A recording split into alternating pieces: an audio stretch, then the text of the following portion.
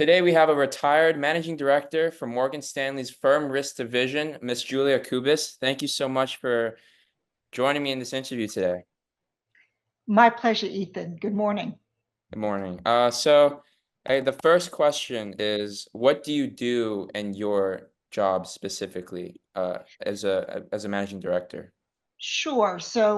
I became a managing director at Morgan Stanley in 2014, and I was in the firm risk division. First, I was in operational risk, but maybe just take a half a moment to talk about risk division and what risk professionals do. They're an independent wing within a financial institution. They're there not to inhibit the firm from doing business and making money. But since there have been, and as we continue to evolve as an industry, both technologically as well as in our financial products, we introduce new risks to the environment. And the firm risk professionals are there to look at that, assess it, and make sure that the risk that we're taking is within the boundaries that the firm is comfortable in, that it's well controlled, but still enables our professionals, our producing professionals, to make money. In the last part of my job, as in the firm risk division, we started to take a really hard look at what it is that people need, okay, in order to make good risk decisions. And it starts with information, and information is made from pieces of data. So my role was as a data officer to set up a global data practice that connected the risk professional back through to the technologist as well as the producers, and ensure that the information, because as smart as you could be, if you start out with bad information, you probably get a bad outcome. So our whole premise, and we came to be, was to ensure that data from its smallest quantum to its ultimate destination remain pristine and good for a risk professional to use. So could you highlight, I guess, like some of the prerequisites, like maybe the education, what school you went to, what are the specific skills that you had to learn to really do well as a So managing I director? do have a very unusual background. And we talk a lot and we hear a lot about diversity, and it's come to mean a lot of different things. I went to school at Emory University. I graduated at the age of 19. I had degrees in psychology and history. And in the course of my 3 years, because I graduated from Emory after 3 years, dual degreed, I had not taken a business, a finance, an economics, or an accounting course. The closest I came was taking statistics, and that was all part of the psychology degree. So, how does one wind up in financial services? Well, we'll get into that a little bit later when we talk about trajectory. But the prerequisites are really intellectual curiosity and a willingness to learn. And there are some jobs, obviously, if you're a surgeon, you want to make sure that the doctor has fulfilled all their responsibilities before you get cut open. If you're in charge of an accounting department and your responsibility is closing the books and records, or making sure that the books are correct, then you want to make sure you understand all the accounting rules, whether they're US based or European or whatever your responsibilities are. But with risk, you can have a really broad career. If you have a lot of intellectual curiosity, you can become a risk professional. And when we talk a little bit more about sort of my journey of 41 years in the industry, we could talk a little bit about that. Most people that worked in this department did have more financial backgrounds. A lot of them had engineering backgrounds. You'll find that a lot in risk departments. And that, of course, helps. but it's not necessarily always absolutely needed to have success. I think that's really interesting how you were going into college and you were studying something completely different, but you're able to make that change. That's pretty cool. So was there any like a CFA, CPA, maybe like an MBA that you got to help you transition, or no, you just were able to do it No, just again, a little bit unique in as far as I graduated from college, and my original goal. So the other courses that I took, which had nothing to do with my degree, were pre-medical. And my original desire, and always had a plan. Okay, and plans are great, but you need to be flexible. And I'm sure we'll get onto that a little bit further.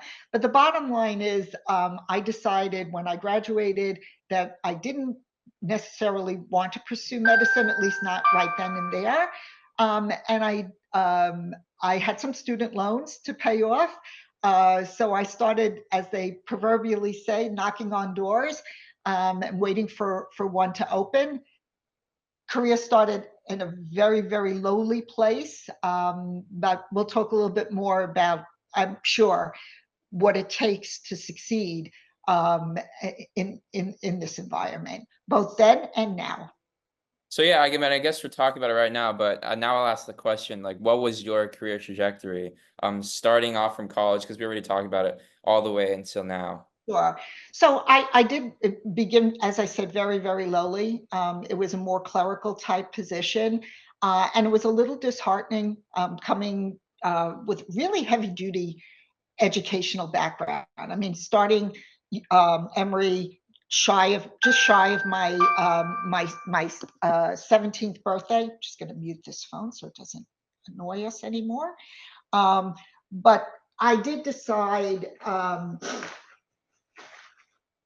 to, after a couple of years, that was still something that was exciting me, and I wanted to continue to pursue it. So you need patience, you need perseverance, and I'm sure we'll talk about characteristics that help you along the way. But very, very quickly, I moved from a pretty low level clerical position into a position where I was empowered to make small decisions, but people took note of how I thought and my thought process and how I got from what they asked me to do to an outcome. And it wasn't short, it was shortly thereafter when I was offered a really unusual opportunity in my second job to work in a finance division and to actually work with people who works with some very, very, very famous people. So in my second company, I worked for Drexel Burnham Lambert, and I worked with traders who work with Mike Milken, somebody you probably have studied about, the big junk bond king and whatnot. And when I was first asked to consider the job, at first I second guessed myself and said, can I do this?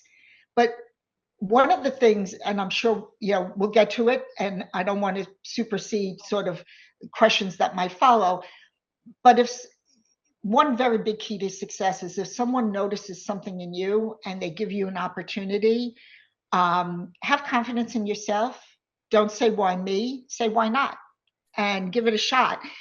No one's going to be perfect at everything, and there were certainly ups and downs in my entire career, but I always seized an opportunity if one was presented, and I grabbed for certain things along the way. So I spent a couple of years at Drexel Burnham Lambert, and unfortunately, Drexel as a firm, it didn't survive a couple of calamities, and I moved on. From there, I moved on to Lehman Brothers. I took a big leap. At Drexel, I was looking at a very small part of the market. It was the beginning of the senior subordinated debt market, and we won't go into all the nuances of that. But at Lehman Brothers, when I interviewed, they were interviewing for a product controller, but to look across their entire portfolio. And at the time, in 1989, Lehman was one of the biggest firms. They had a huge mortgage and asset-backed trading desk. They traded products. They created securities. They worked with derivatives. It was really ran the gamut. And I went in there and I really knew a fraction about their business, but I was determined to find means, asking questions back then, reading books, because there was no internet. It wasn't always that easy to get information, but really applying myself. So working really, really long hours at the job, and then working sort of post the job. Folks used to laugh because I used to have a habit of sleeping 3 to 4 hours a night. And they said, how did that begin? And I said, well, it kind of began when I was in college, because I was so young, and I was, doubling up and dual degreed and doing my pre-med besides everything else. But then later on, it became almost a matter of necessity in order to continue to move on. From Lehman, I moved on to a number of different companies. I worked for a time for Salomon Brothers. I worked with Wasserstein Perella. At one point, one of the companies that I was working for sold off some of their assets. So I got the opportunity to work with a very large private commodity company. The Koch brothers owned Koch Industries, and for a time I was affiliated with them. I moved on to Deutsche Bank, where I spent a great number of years doing a lot of different things, including living in Germany for a time, and then moved on to Morgan Stanley, where I joined initially in operations, and this was right after the financial crisis of 2008. So I joined Morgan Stanley early in February of 2009, and I spent the rest of my financial services career there. Wow, I mean, you joined Morgan Stanley during like the peak of the financial crisis. I mean, it would be like intuitive that they were laying off a lot of jobs because they were losing a lot of money. So how did you stand out to them, and what made them hire you specifically? Do you? Yeah, so it's an interesting thing. They certainly were in a very difficult position, which is well known. It's documented in books, recalled in movies and things like that. Um, but the company did believe that it was going to emerge from the financial crisis, and there were certain things that they were looking at. And one of the things I think that perhaps intrigued them about me, was I was a very control focused person. But if you looked across the roles that I held, they were so different. And even though it was broadly in financial services. And so I think the fact that I was flexible and pliable and could be put seemingly in different situations, and and emerge with a better outcome for the firm that I was working for, was the ticket that they were looking for. I was also very fortunate that I had the opportunity very early in my career, my early 20s, as a matter of fact, to start supervising people. And then I went into positions of management and kept building upon that. I had small teams, I had project teams, I had big teams, I had teams where I could influence outcome, even though the people didn't directly work for me.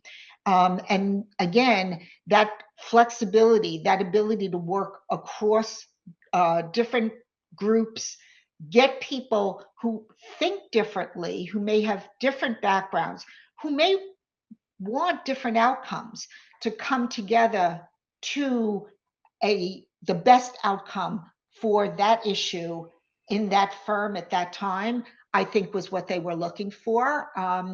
Uh, they had a head of sales and trading operations who was very focused on control. My last role at Deutsche Bank was to develop a program to teach people how to think about control. And this was on the back of what happened with Sarbanes-Oxley, when internal controls, particularly those in financial services, became very front and center. It was that broad view and that ability to look across, and of course, a little bit of confidence, but confidence with humility, that seemed to work. I will say, and you touched on something very important in the beginning, they were laying off a lot of people. And early days, coming in as a newcomer and working side by side with people who maybe their colleagues had been let go, their best friend, maybe their own job might not be fully baked in and solid. That was also quite difficult and challenging. So again, building a camaraderie, showing them that you weren't there to out them, but that working together towards the best outcome, which of course was the success of the firm over time, that would be best for everybody. Uh, I made a decision that I was going to stay with Morgan Stanley, and I would stay with them for however long my long career was going to last. Well, I mean, you have such a unique perspective, and I think what you were telling, like this whole theme about being flexible, that's what got you started, right? Because you were going for something completely different, and then you transitioned to a financial institution, and I think a lot of times people might get disheartened if they chose something as like history or something that's unrelated to finance as a major in college. And then, if they want to get into financial institutions, that they're seeing that, oh, people have gone to, Wharton, or people have gone to other like famous business schools, financial schools. So they might get disheartened. But I think there's like a real competitive edge that you could bring. And that's what you were Well, saying, that you were able to be flexible. uh, um, there's a couple other things. Okay, there are you have to work with people in a way that you gain their respect. So, um, if you are working with that person, and believe me, I've worked with the Wharton people. In fact, I've had several over the years, had many people with MBAs and even PhDs who actually reported into me. And it doesn't always start really easily, because human nature, and you hit on it. You're saying, well, how does this person who didn't do what I did wind up here? Um, you have to respect people. It's really important. And a great big key, and I'm sure we'll talk about it, a great big key to success as you move ahead in your career is, if you have something that needs to get done, you want to have a team of people working with you who know far more about that particular thing. And then you really want to work hard to make sure that they get the credit and recognition. As you rise up in management, the important thing, and if you look at CEOs, right, a CEO of a large firm, a Morgan Stanley, a Deutsche Bank, whatever, okay, they're not going to know everything about every part of their firm, but they're going to have to rely on people who do. And no matter where you are in your career, doing that, but doing that in a way that gives the other person satisfaction, that their work is not in vain, that you're respecting them for their contribution. As you rise up in management, you get more kudos for bringing in those people and putting it all together, than trying to be that individual contributor who thinks they know everything, and recognizing that you don't, and that a very big key to your success is to think about, what is it that I need, that we need to get from this point to that point, which is the point that they have decided they'd like to be at. What are those qualities? Okay, and is it that person that has the engineering degree? Is it that MBA from Wharton? Is it that person who worked at a consulting firm and went through their training, so they think about things in terms of process and in terms of flow, and they're more visual. So you can bring the visual, the mental, and sort of bring it all together, sort of like an orchestra, right? Each individual instrument has its place, and then it's the conductor's responsibility to bring it all together and make the music pop. So, I mean, we're kind of bridging to this question already, but are there any other like aspects, attributes that would make you a successful managing director? I mean, you already talked about that you need to be able to, it's kind of like conducting an orchestra, right? Is there any other skills or qualities you need? Yeah, a couple things. Okay, you need to have a very stiff backbone. Okay, so I broke into this industry without we're there, right? Without any of the appropriate background. I had just turned 20 when I got my first job, so I was a little bit younger than most people. So I, I, I'm a woman, yeah, I can say so, and this is 1982, so this is a long, long time ago. So you need resilience. You need to uh, not take things, internalize things personally. I got a great bit of advice after a very challenging time at a firm. And it's something that stood with me for the rest of my career. It was sort of I would say, just before the midpoint of my career, so just before the 20-year mark. And the person told me, you can learn from all the experiences that you have, and you can build on those, but you need to look forward, not back. And it's kind of like when I didn't learn to drive a car until I was, in my 30s and whatnot.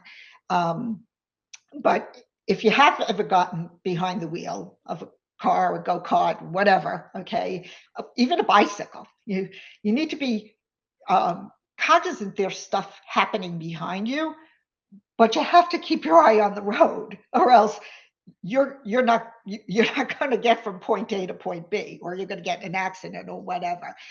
Um, so too with this business. It's that ability not to learn from things, not to completely let them eat you up. Look forward as opposed to looking back. Oh, yeah, that's a really good piece of advice. So what would be some qualities that you look for when you are hiring entry level workers, like people who've just come out of college? Is there any specific degrees you're looking for? Any specific skill sets? Any Well, like skill? it really depends on, it would depend on the role. But the very first thing that I do look for is intellectual curiosity. How does the person come across even when they're talking to you, whether it's on Zoom or it's face to face? Are they passionate about themselves, and are they passionate about wanting to pursue whatever it is that you have? Which may not be an absolute and exact fit to what they think they can do, or maybe what they want to do. But so you have to have that ability, and that's where my psychology degree oftentimes came in handy. That ability to assess, where is that person at? Are they intellectually curious? Are they just coming here because, quite frankly, they need a job, or do they want to make a go of it? You also have to be really honest. A lot of times when people interview people for positions, even entry level positions, they try to hype up, okay, and they're really talking about things that could be well into the future. And uh, People today have a lot of tools at their disposal. So I go back to when I began my career, we didn't have cell phones yet, really. I mean, they had been introduced, but they were big and they were clunky, and very, very few people had them. We certainly didn't have the internet, or at least not anywhere near as widespread. Um, so it's a very, very different environment. People today, particularly starting their careers out, they grew up in a technological age. They have information very handy and readily at their disposal. So trying to pull the wool over their eyes and make something sound like what it's not isn't going to work. It's not going to work for them, and it's not going to work for you. So you have to balance that, getting that enthusiasm with what it's really going to be like. Okay, things have changed a lot, but for as much as they've changed, um, the old adage, you have to start somewhere, is the truth. All right. So what would be one piece of advice then you would give to, I guess, kids my age? Like, what is something that we can be doing now, or what is just one, like, really most important key takeaway that we should really internalize before we want to pursue this kind of career? Um, Even though it's easy to think that everyone who participates wins a trophy, the real fact of the matter is hard work and working to achieve an outcome, a benefit, whatever it is that the role is, that pursuit of excellence. My old firm, Deutsche Bank, years ago used to have a sort of a logo or advertising slogan. That's it. A passion to perform.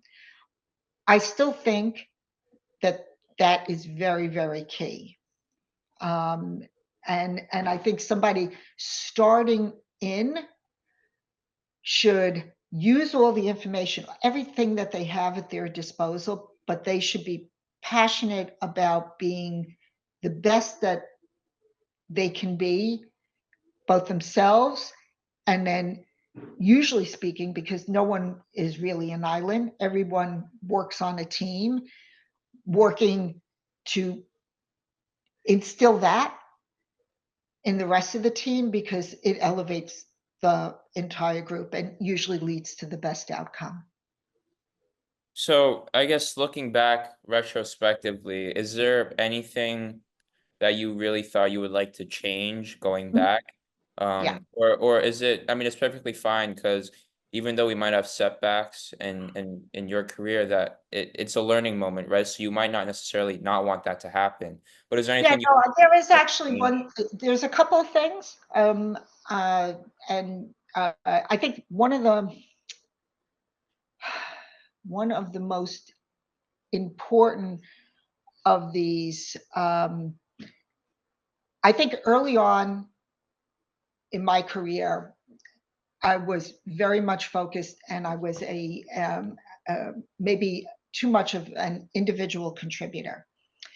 And I think that you need to realize that um, you're part of a collective. I think that I would suggest, um, can can Matt, can you do that in a few minutes? I'll be done in a few minutes. Okay. Um, I think that's one of the things that you need to really think about. Networking is really important. And if I were to change one thing that I did early on, I was so focused on getting things done, whether it was alone or whether it was as part of a group or whether it was a big project that I was asked to be part of or manage. Um, I was always focused on the outcome and not necessarily focused on leveraging the great big network around. Young people today do have a unique opportunity. Most firms will engage senior professionals. They will expect their senior professionals to reach out, to spend some part of their time mentoring and supporting um, uh, people who were earlier in their career. That wasn't always the case. Okay, so sometimes you had to seek a network and begin to build a network. So if there was one real big thing that I would change from beginning, it would be to realize the importance that that network was going to have. For as big as the community is, you will find, if you do decide, or your friends decide to join it, that over time you're going to run into people. Okay, so you want to leave an impression. Okay, sometimes it'll might not be it might not be the impression you anticipated, but you want to build those connections. You don't want to be in their face, but I'll give you one quick example. And I lived in London for Morgan Stanley for a while, and at the time I was not a managing director yet. And I got the opportunity to go to these breakfasts where senior executives would come and they would speak and whatnot. And at one such breakfast, the individual that came happened to mention that they were originally from Boston, Massachusetts. So they were, another American working there, and whatnot. And in the course of the breakfast, they mentioned that they liked the Boston Red Sox, okay, and the baseball team. And by this time in my life, I wasn't following baseball anymore. But at some point, 2 or so years down the road, that person was back in the United States after spending a lot of years in the UK. And the Boston Red Sox were, I don't know if they were in the World Series or they were in the playoffs, but they were getting close to, potentially being winners. And I reached out and I just sent a quick little email. Hey, remembered that you were a big Boston Sox fan. Hope your team fares well, and signed it. And it was on a weekend. Within 10 minutes, I got a response back. So it's like not a big thing, not a like, do you have time to sit down and spend 10 hours with me? Because chances are they don't. But even just building those little connections, it means a lot. And so, long answer. I tend to talk a lot. Sorry. No, that Um, was a great answer. I mean that's really unique. I've never heard I mean, even those little small things that might stand out that will have a big impact. yeah, That's not too long of an answer. That's a perfect and answer. and it works. It works up and down. So it works senior. Um, it also works when you're in management. Somebody tells you, "Oh, so and so's child was unwell, but they're rounding a corner." The next time you see that person, just saying, "How's your child doing? I hope everything's still going progressing well." Again, just having that little bit of a connection that I'll call it humanist, for lack of a better term, works upward, works downward. So what would you say is the most important thing that allowed you to have success across many different roles? I mean, you had a 40 plus year career and people tend to leave financial institutions after a while. So what allowed you to stay successful for so long? Yeah, there's a couple of things. Really quickly, there were a lot of challenges throughout my career, and there were a lot of times where, um, had it not been for, quite frankly, a lot of the people I was working with, necessarily for, that I might have moved on. So I think, latching on to that thing that makes you tick, and for me, it was really it was working with people, and it was also um, trying to positively influence theirs. I touched on this earlier. I was fortunate, and I don't know if it was dumb luck, or uh, a word of mouth, that continued to go on, where when there were things that were really thorny or unusual, or maybe even jobs that other people just didn't want, if someone came to me and said, would you do this? And I said this before, rather than say, oh gosh, why me? Why now? I would say, why not? There was only one time in my entire career where I very much knew, and so I had interviewed, I met with a lot of people that I'd be working with and supporting, and it was a really great big role. And certain people very high up in that organization had put me forward for it. It was brand new. And then I got in front of the person that I'd actually be working for. Okay. And that individual wanted a very specific kind of person. Okay. They didn't care about the background, they didn't care about the past successes. They wanted a CPA. I'm not. They wanted someone who understood, really understood accounting pronouncements. I had no exposure to them. So I left that particular interview and I went back and I went to some of the people who recommended me. And I said, look, I don't think this is going to work. And it was an unfortunate situation. It was not a good situation, but essentially, they made sure they reminded me that in the course of my interviews, I managed to have to meet two of the 4 or 5 board members.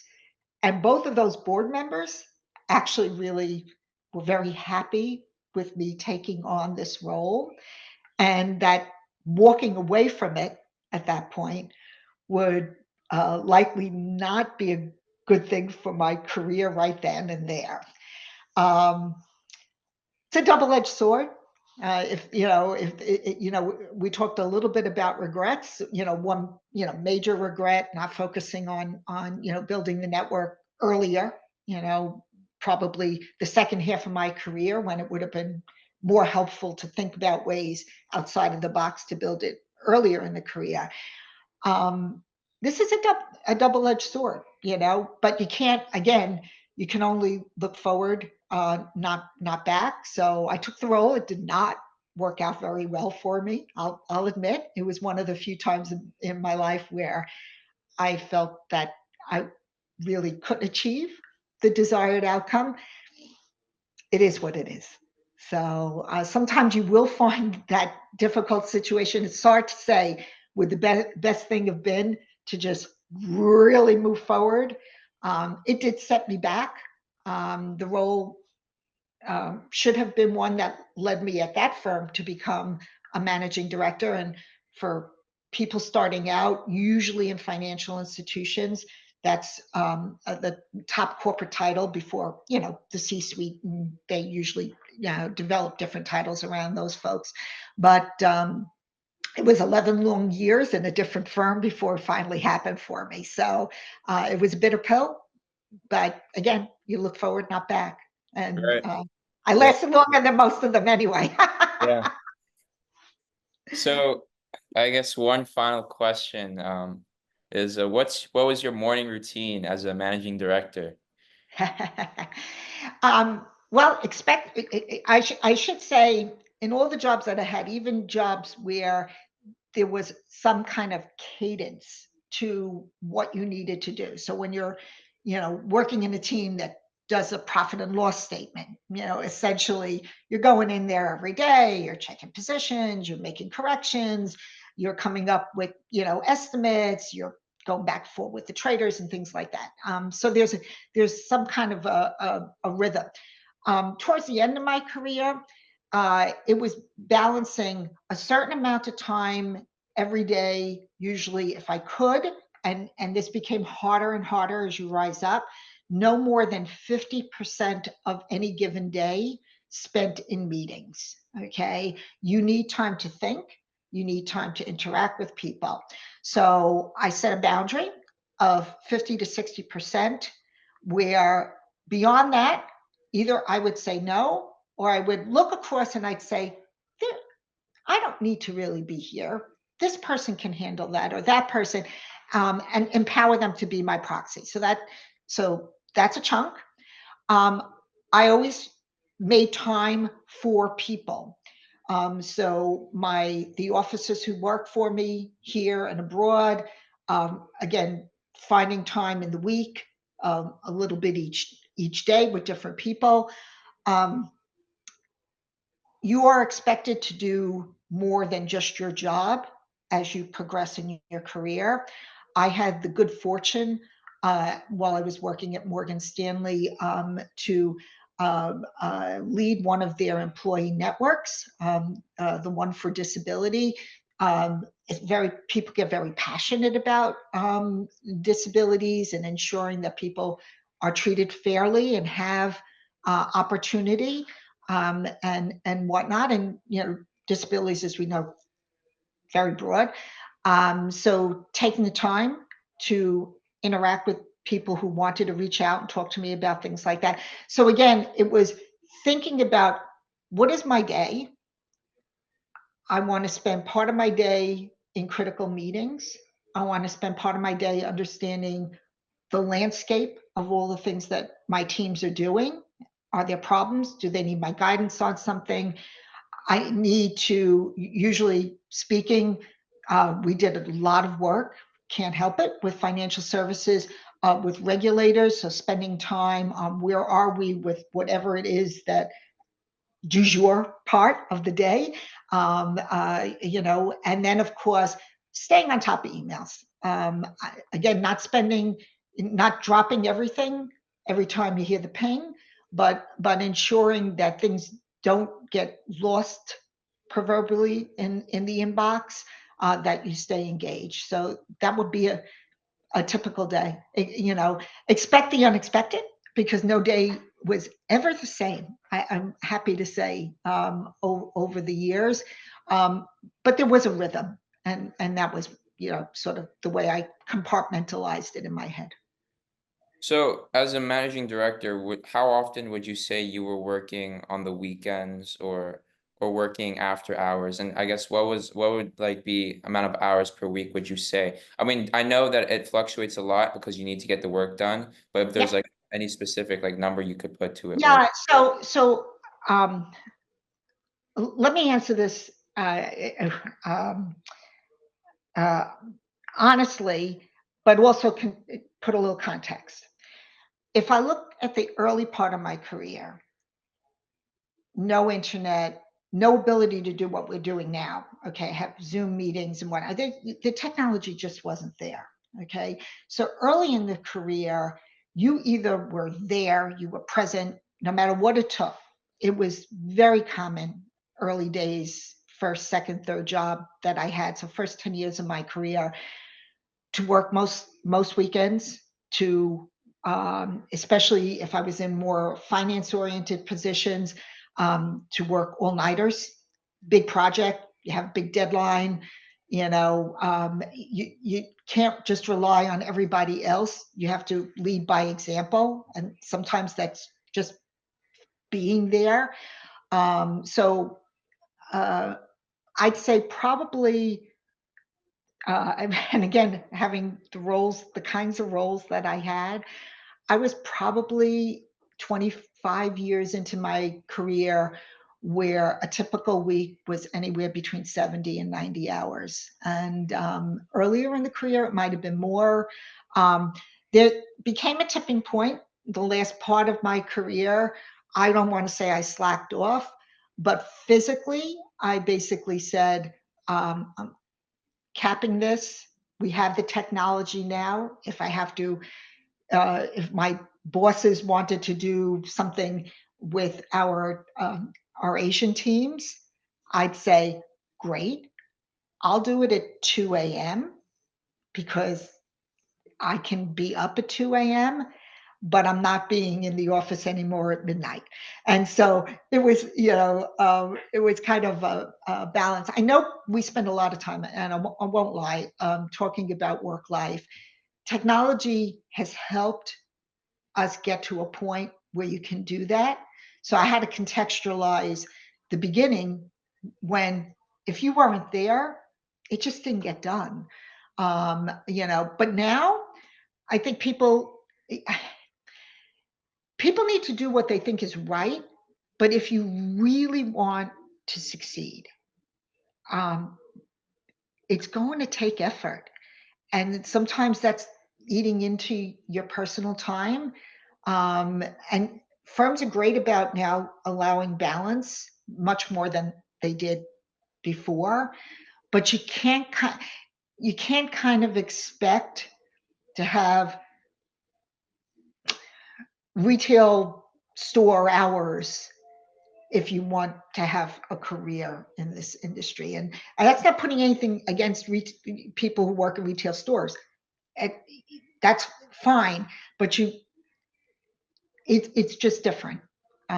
So yeah, hopefully that doesn't scare you. So later towards the end of your career, as a managing director, would you say it was still 70 to 90 hours, or would you No, say? I was probably bringing it in closer to 50, between 50 and 60. I mean, there were, I wanted to stay on top of things. And so if I had the technology, and we did, taking a couple of hours out of, the weekend to just stay on top of things, or, you know, um, um, engage with a group that's, a group in India or a group, in Asia or whatever, where the time was different and things like that. I didn't think of that as like, going crazy over and above. It meant a lot to the other people. But yeah, I was able to bring it into like between 50 and 60 hours. Well, thank you so much, Miss Julia Kubis, managing director at Morgan Stanley, retired man. Retire. Thank you so Okay, much. Ethan. Been my